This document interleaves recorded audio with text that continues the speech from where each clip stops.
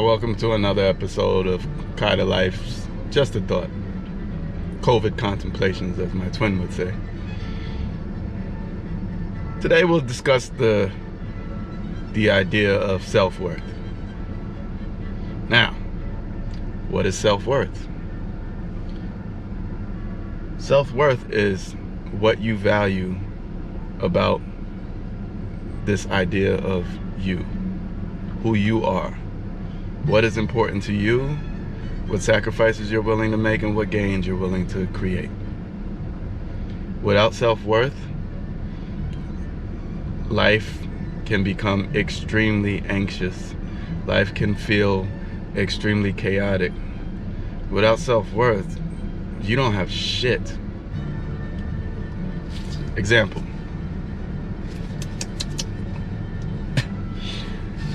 Imagine that you have two types of people. Let's go in the financial direction. You have those who are financially stable and extremely wealthy, and then you have those who are in debt or don't have any money whatsoever. What's the difference is when you are financially stable and wealthy, you have opportunity not only to provide for yourself, but also to provide for those that are around you. So philanthropy is when you have an exorbitant amount of money that you are willing to give to others, mainly because you have more than enough. You can take care of yourself tenfold, 11-fold, 20-fold, whatever. Fold it up, you can take care of yourself as well as others around you. Now, take it to the opposite of that. When you don't have any wealth, when you are not financially stable, then you cannot provide anything with anybody with anything.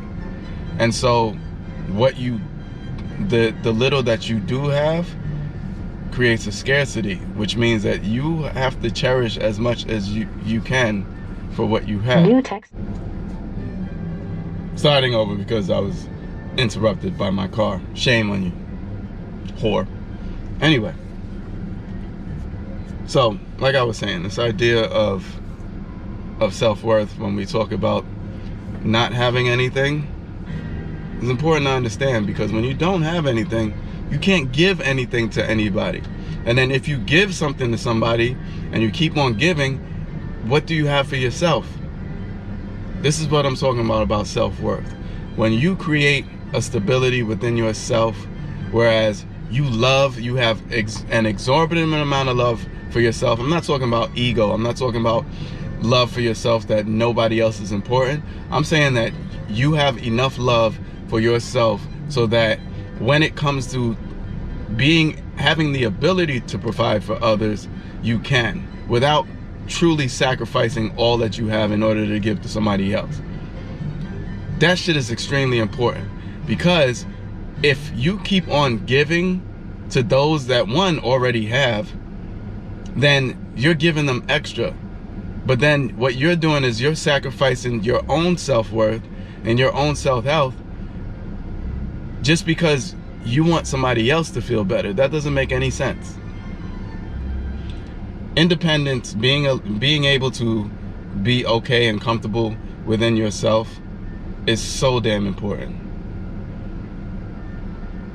Being bored, having anxiety comes from not being comfortable with yourself. And yes, that can come from traumas that have happened in the past, but eventually we have to deal with these things that had happened to us that are not happening to us now. Anxiety usually comes from the what ifs. Anxiety usually comes from the what was. Fear comes from the uncertainty, the unknowing.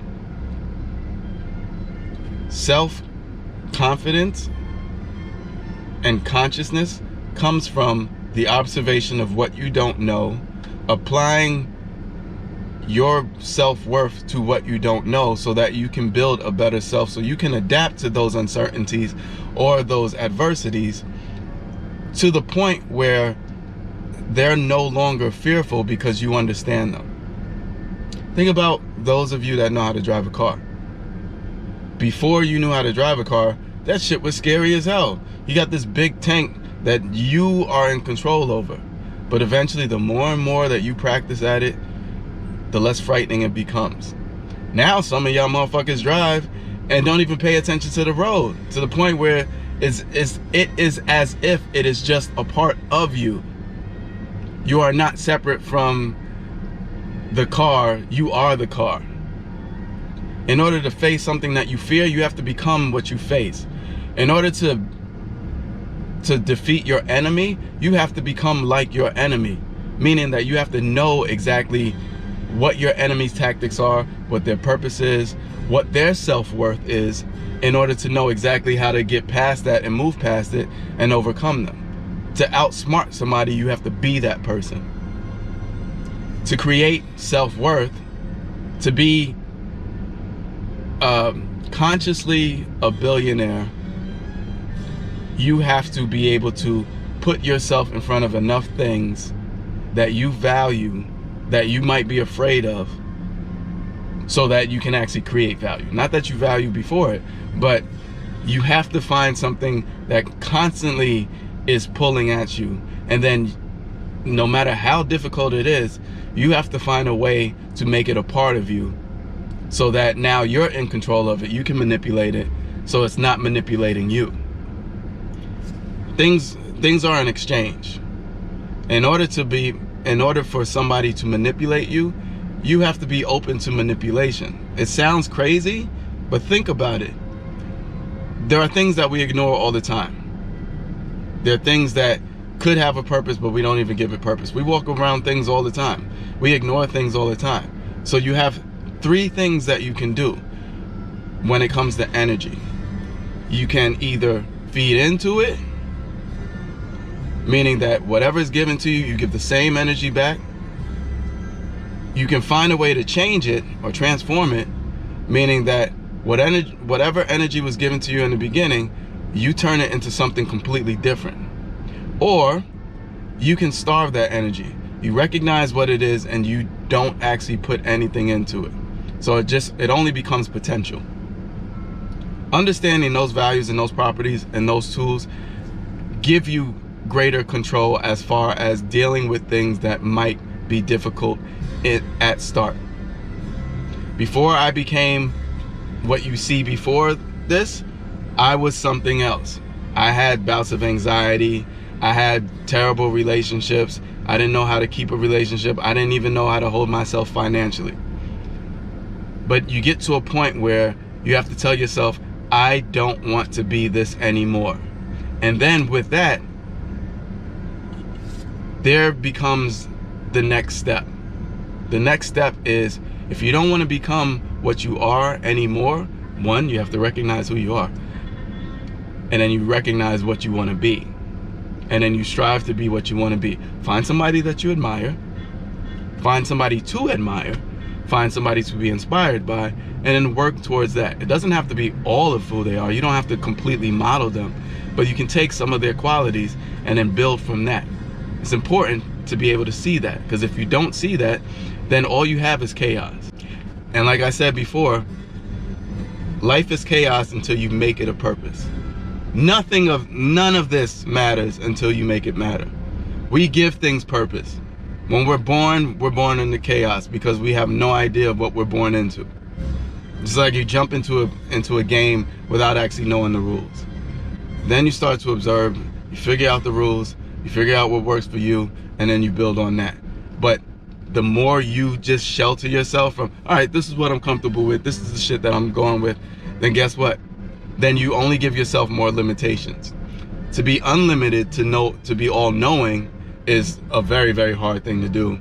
And in your lifetime, you might not be able to do it, but you can at least strive for it. That's the idea of perfection. You'll never reach perfection, because then when you think that you've reached it, then you've created a limitation. But at least strive for perfection, knowing that there is nothing that's truly perfect. So that's the idea, the attempt, the practice of striving for what is outlandish, so that those little things don't become the big things. Anxiety comes from taking things that are very, very small and making them huge. Kids do that all the time. You ever see a 3-year-old throw a fit or a tantrum? Well, guess what? If you don't grow out of it, that can carry into your adulthood. And we know where that can get you. We know how people don't function when they carry their anxieties with them. We know how it becomes hard to hold a job or any kind of steady relationship with anything, for that matter, because of how we have not developed the ability to deal with things that seem very challenging. But because it seems challenging, gives you opportunity. You can be a slave to the challenge and let it continue to manipulate you, or you can find value within yourself and say, I can be better than what I fear.